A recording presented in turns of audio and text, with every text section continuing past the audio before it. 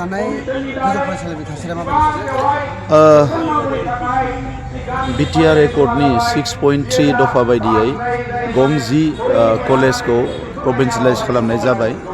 आरोबाव जिखिनि कलेजफोर थालांबाय बेखिनि कलेजनि गेजेरावबो जिखिनि कलेजा फिजिबिलिटि दङ, जिखिनिया क्राइटेरियाफोरखौ फुलफिल खालामनो हायो, बै कलेजखिनिखौ थाबैनो प्रभिन्सियेलाइज खालामनो थाखाय जोङो आसाम सरकारखौ नारसिनगासिनो दङ। आरो आसामनि चिफ मिनिस्टार बिथाङा फेज वाइजआव मोनसेनि उनाव मोनसे खालामगोन होनदों। दा बेनिखायनो आङो फोथायो नैबे गं 10 कलेजखौ प्रभिन्सियेलाइज खालामनायनि उनाव थालांनाय माखासे कलेजखौ प्रभिन्सियेलाइजेसन खालामनायनि खामानिया थाबैनो जाफुंसारगोन।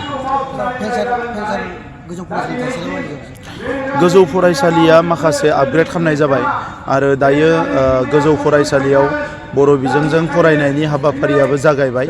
दा जोंहा जिखिनि हाई स्कुलफोर दङ, बे हाई स्कुलफोरखौ प्रभिन्सियेलाइज खालामनो थाखाय, हायार सेकेन्डारिखौ प्रभिन्सियेलाइज खालामनो थाखाय आरो लोगोसे एमइ आरो एलपिखौ प्रभिन्सियेलाइज खालामनो थाखाय फेज वाइजआव खालामनो होननानै आसाम सरकारा खोथा होदों।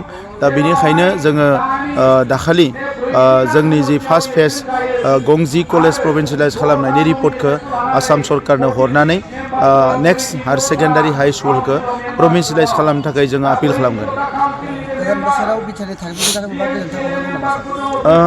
गोदान बोसोराव गोबां गोजोनथाव खौरां दङ।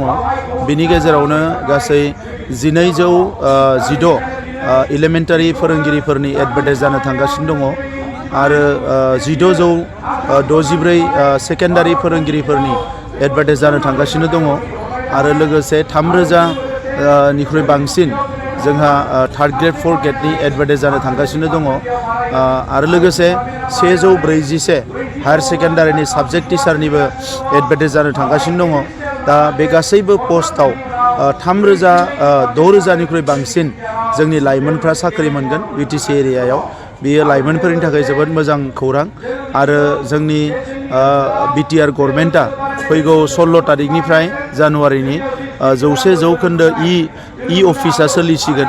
बेवहाय डिजिटाइज एबा इ अफिस इन्टारनेटजों अफिसा फुल्लि सोलिसिगोन आरो बेजों लोगोसे मागो दमासिनिफ्राय जोङो माखासे गोदान प्रजेक्टफोर लन्च खालामनो थाखाय रेडि खालामगासिनो दङ।